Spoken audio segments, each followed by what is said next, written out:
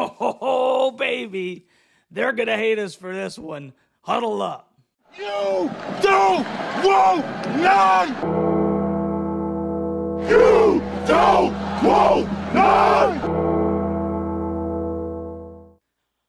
What's going on, Tar Heel Nation and all the wolf puppies that are going to tune into this one? It's even y'all's favorite North Carolinian, Russ, the Tar Heel. And in this huddle, baby, we're going to have some fun with the enemy. And I'm going to give you an honest prediction of how I believe the NC State football season will go. But before we get into that, I just wanted to let all of Wuffie Nation know a really fun fact. North Carolina's nickname is none other than the Tar Heel State. And when you Google, what do you call people from North Carolina, it specifically states the following three nicknames. 1, North Carolinians. Everybody's heard of it. 2, Old North Staters. Nobody's heard of it. But number 3, Tar Heels. So to all my fellow Tar Heels in Carolina blue and in red, this one's for you.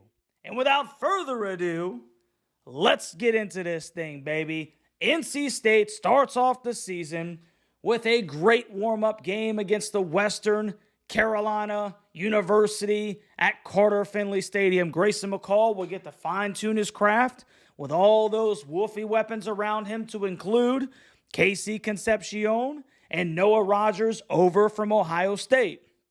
Jordan Waters, he also comes over from a Duke program, giving State a proven commodity in the run game. Now look, State should be really good on offense. Not going to stink and lie about that. The question for me is, what will life be after the departure of Peyton Wilson? What will that look like for that Pack defense? Western Carolina is definitely outmatched in this one, and the Wolfies start the season 1-0.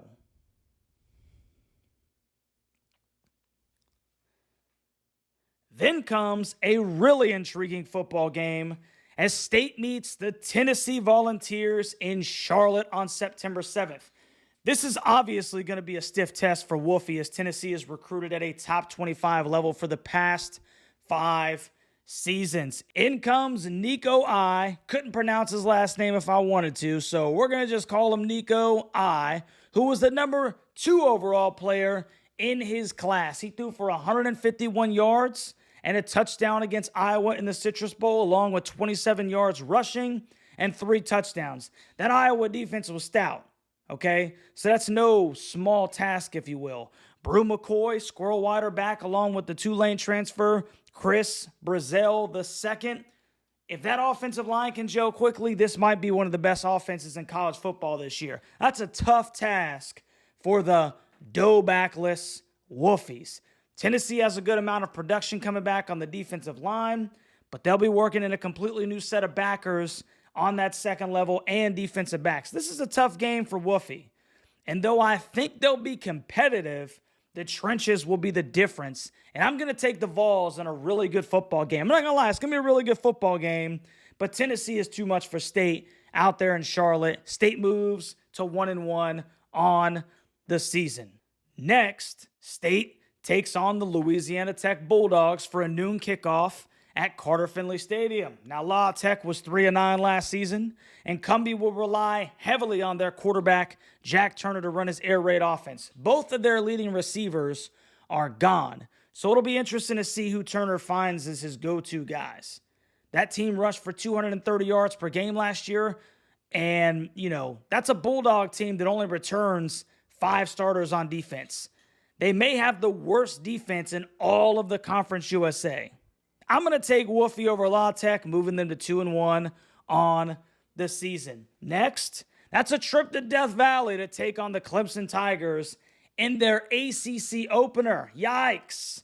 Carolina opens ACC play at Duke. State opens at Clemson. Talk about a case of wouldn't want to be ya. Cade Klubnik returns from a 9-4 Clemson team where it seemed like half of Tigers fans were calling for Dabo to step down. Klubnik will look to bring this Clemson program back to its glory days, which was literally like 2 years ago, with the likes of Phil Maffa running downhill. And this time, once again, there's no Dale Doback to stop him. This is another extremely tough football game for Wuffie, and I just don't see them going down to Death Valley and getting this W. Maybe a close football game. They've bridged the gap, as far as athletes go, recruiting a little bit. But Clemson is still on a stinking different level, bro. State loses and moves to 2-2, 0-1 on the season, 0-1 in the conference, obviously. State then returns to Carter Finley to finish out their non-con schedule with a September 28th date with Northern Illinois. Ontario Brown is one of the MAC's best backs returning. He rushed for 1,300 yards and 10 touchdowns. Then they also brought in Iowa transfer Gavin Williams to boost that run game. Northern Illinois will bring in a new quarterback, likely Ethan Hampton, who will have some guys to throw to include Grayson Barnes. Defensively, the Huskies only allowed 320 yards per game and 21 points per game. The issue was they almost had zero pass rush with just 23 sacks on the season. McCall will have all day to get the rock to his guys, and State rebounds. Wuffie moves to 3-2, 0-1 in the conference. I still like that 0-1 a lot.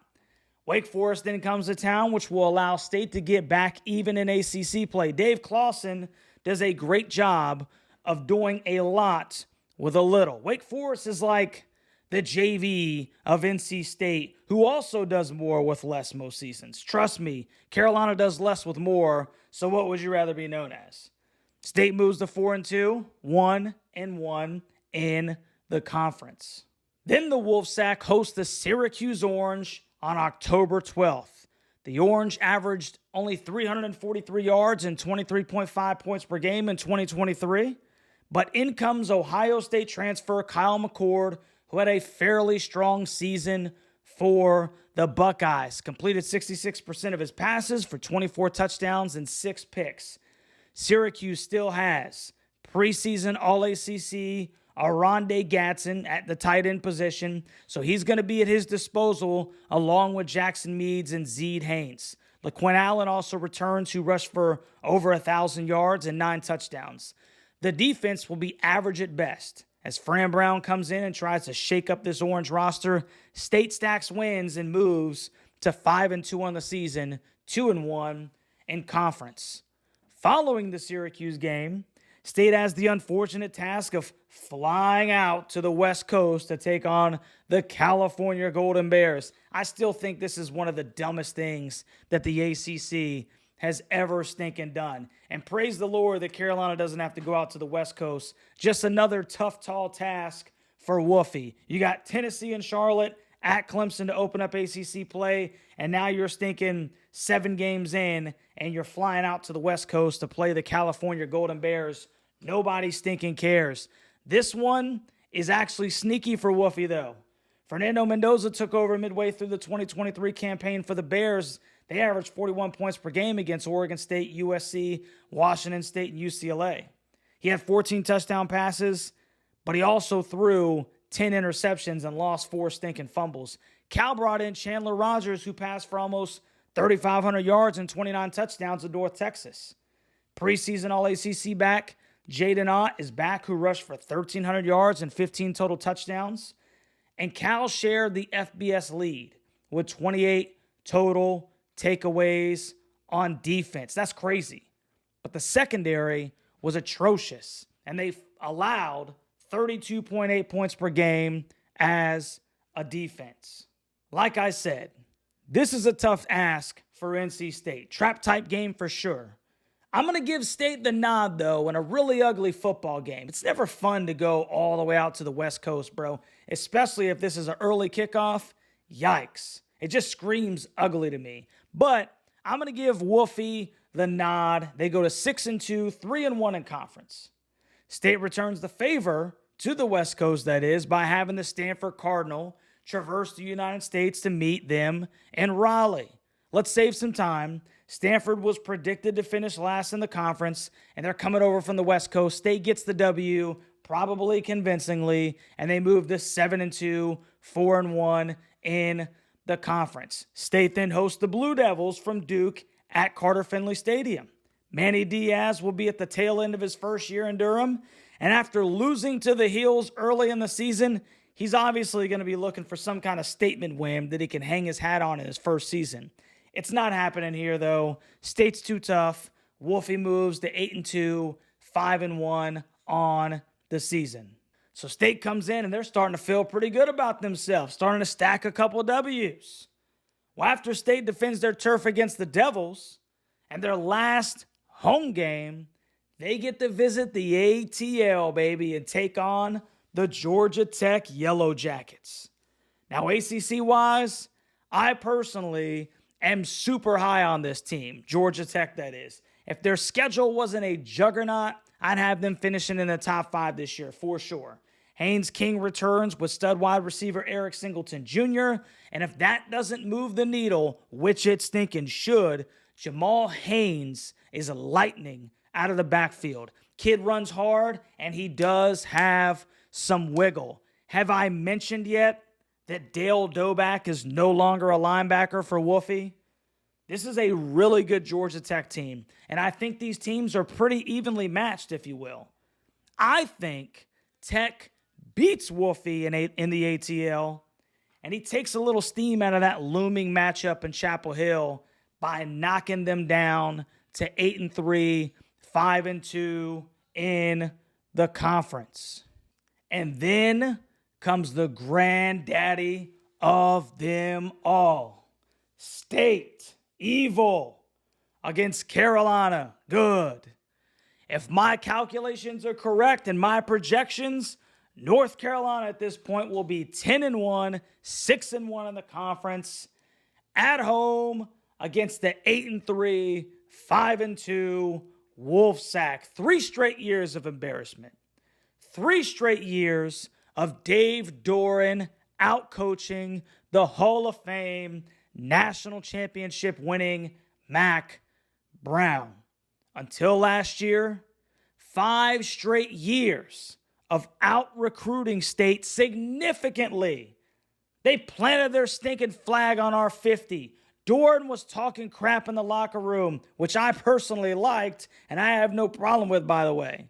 We have better talent, top to bottom. We have a national championship Hall of Fame coach. We're at home. We have a shot at the ACC championship game and possibly a playoff berth. And to even put a sweet cherry on top, a chance to derail State's resurgence. This game will be one of the biggest in the state of North Carolina because of all that is riding on it.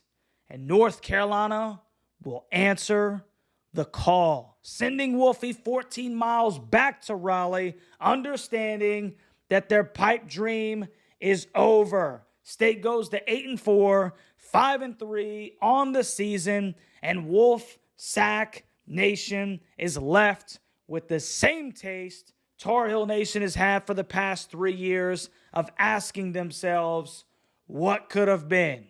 It's all fun and games. It's college football, man. Have a little laugh. So let me know what you think about my 2024 Wuffie football preview and prediction show, College Football Family. I hope you enjoyed it as much as I did, baby. Comment down in the comment section. If you haven't already, please like, share, and subscribe. And to my Tar Heels in Carolina blue and the Tar Heels that wear that ugly red, we'll catch you on the next one, baby.